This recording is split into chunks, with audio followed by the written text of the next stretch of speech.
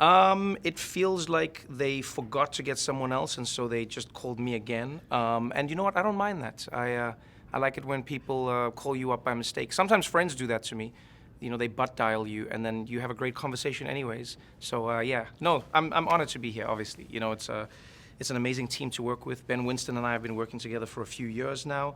The Grammy team has been phenomenal. You know, Harvey, you know, from the time he was acting chairman, has just been wonderful in his support. So it's been an amazing journey, and I'm excited for this year.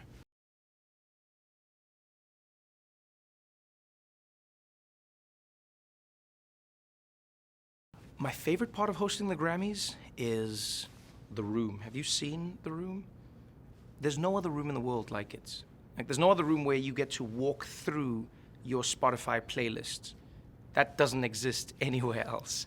So you are seeing the greatest performers, you know, not just from this generation, but previous generations. You're seeing legends from hip hop and country.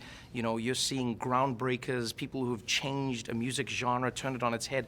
There's nothing like it, you know, and unlike other award shows where you may go like, oh, I didn't see that, or you heard the music. I don't care who you are, you've heard it. You heard it in a supermarket, you heard it in your car, you heard it walking through the streets, somebody, you know, rode a bicycle past you and they were playing it on a speaker. It is our lives. So yeah, there's nothing like hosting the Grammys.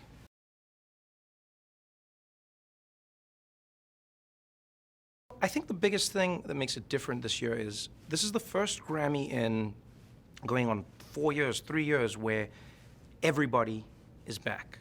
Everybody. You know, the first year, you had the pandemic. You know, nobody could be there. The artists were separated. People couldn't come to the show. The fans couldn't come to the show. And the fans really make it, you know, change from an award show to a concert. I think they really transformed the evening. The second year was good, but then because it was in Vegas, some people couldn't come to it, and then a lot of people's teams couldn't be there. And again, because of COVID, it was slightly not the version of the Grammys that you would think it would be. Some people didn't release music the way they would have. This year, you have an Album of the Year category that rivals any year you can ever think of. You know, there is no one favorite. There's no definite winner. You know, everybody's looking at the Adele-Beyonce rematch, but then that means Harry Styles is just standing here on the side ready to take it. You know, you've got Kendrick Lamar, who's one of the greatest lyricists of all time. You know, he'd win like a Pulitzer and Grammy, and like, you get what I'm saying? It's like, who is this person? And then on top of that, you've got ABBA, who has been passed down from generation to generation to generation. You know, the people I'm leaving out, Lizzo, it's phenomenal. I don't think we've ever seen anything like this, which means the room is going to be unlike any room we've ever seen.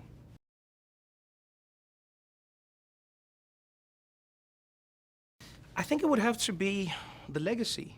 You know, it's amazing company to be a part of. You know, to say you are part of that group. A Grammy winner is, you know, you get to be in the same sentence as somebody like Quincy Jones, somebody like Michael Jackson. You know, that's like, just think about that for a moment. That's a truly special club to be a part of. And so when you're nominated for a Grammy, I think there's no denying that there's an acknowledgement that comes from a really established organization that has for a long time been synonymous with, you know, the best in entertaining people, you know, right here. So yeah, I think everybody takes it really seriously. Everybody enjoys it. And one thing I've started noticing in every Grammys that I've hosted is more and more artists are there to celebrate each other, not just in their nominations, but in the very fact that they're in the music industry.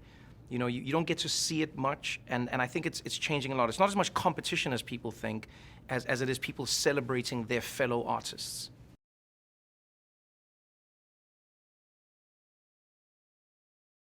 I do know you're going to see Bad Bunny. And there's not a single performance of his that I've seen that doesn't challenge some idea of how he places his music, you know, how he shows his point of view. If you've ever been to one of his concerts, you know what I'm talking about, but he's truly, truly, truly phenomenal. Lizzo is yet to touch a stage that she doesn't burn to the ground, you know? Everything she does. It doesn't matter if she's performing in Washington, D.C. or, you know, right here in Los Angeles. She always puts on a really special show that, you know, brings the best of everything together. And then there are a few names that I can't tell you about. And so what I will say to you is, if you think of your favorite artist, that person is performing. If they're not, you were thinking of the wrong person. If they are, then you know what I was talking about. Just think of your favorite artist.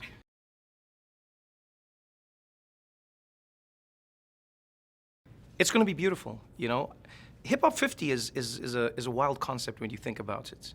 You know, to be celebrating 50 years of a music genre that from the very beginning was discarded, you know, people, you know, considered not a music form, and yet now has gone on to become not just the de facto music of the world, but also, you know, the most streamed. You know, you see it being used in every type of movie, every genre of movie.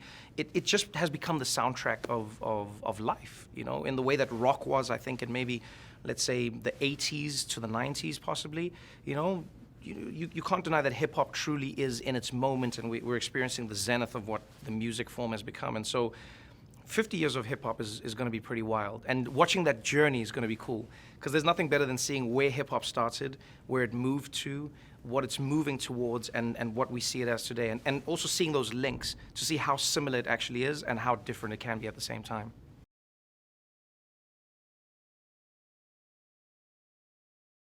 Well, that's the other thing that's exciting about the awards is it's not just the people who are nominated, but then it's going to be all the people who are presenting awards. Everybody's going to be up there. So, you know, you have a room where everybody from somebody who lives in the White House all the way through to somebody who has the biggest movies, you know, breaking around the world, to, you know, people who are previous nominees or winners or have sold more records than anyone in the world. They're going to be part of the Grammys as well. And so I think that's what makes it exciting, you know, and that's when you watch the show, you get to see those moments backstage where artists who've never met sometimes meet for the first time and they celebrate each other and they go like, oh, I loved you, you inspired me, and you do what? How did I not know this? And you see those moments. And I think that's been really fun in the telecast over the past few years, and I know it'll be streaming this year, is to watch the stories behind the stories, to see artists celebrating each other for the first time, and then seeing people who aren't even artists, you know, be part of somebody else's world. And so that's going to be really cool. It's just a night celebrating music.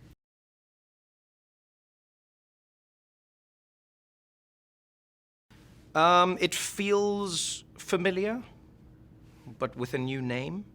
And yep, crypto.com.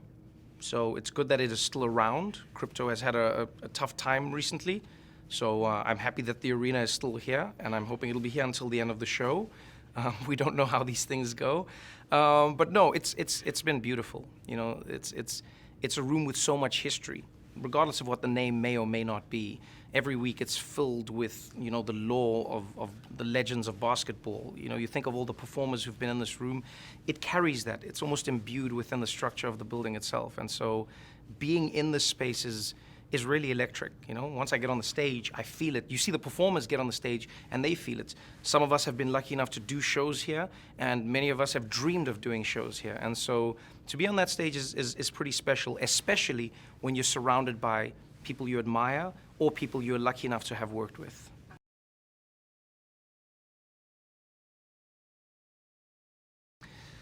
Oh, that's an interesting question. I would say, why wouldn't you? You know? Like, who are you? Who are you that you don't want to watch the Grammys? So what, you just don't like music? Is that what it is? You're like, oh yeah, Trevor, I don't like joy. I don't like celebrating people. Yeah, what do you listen to? Pain? Who are you? Huh? Who are you that you don't like music? So you don't want to watch Adele on possibly her biggest night? Okay, I see you. You're a painful, painful person. That's what you are. You hurt. And maybe that's why you should watch the Grammys. You don't want to see Beyonce possibly break the record for the most Grammys of all time for any human being? Who are you? Who hurt you? This is the question I have for you as a human being. You know? You don't want to see Kendrick Lamar, you don't want to see Harry Styles going head to head in one of the greatest categories ever. You don't want to see this? You don't like joy. So I mean, if someone says, why would you watch the Grammys? I can't answer that question. Why wouldn't you, I think, is the more interesting one. And we should find those people, we should hug them, and we should put them in front of any type of screen and let them enjoy what is music's biggest nights.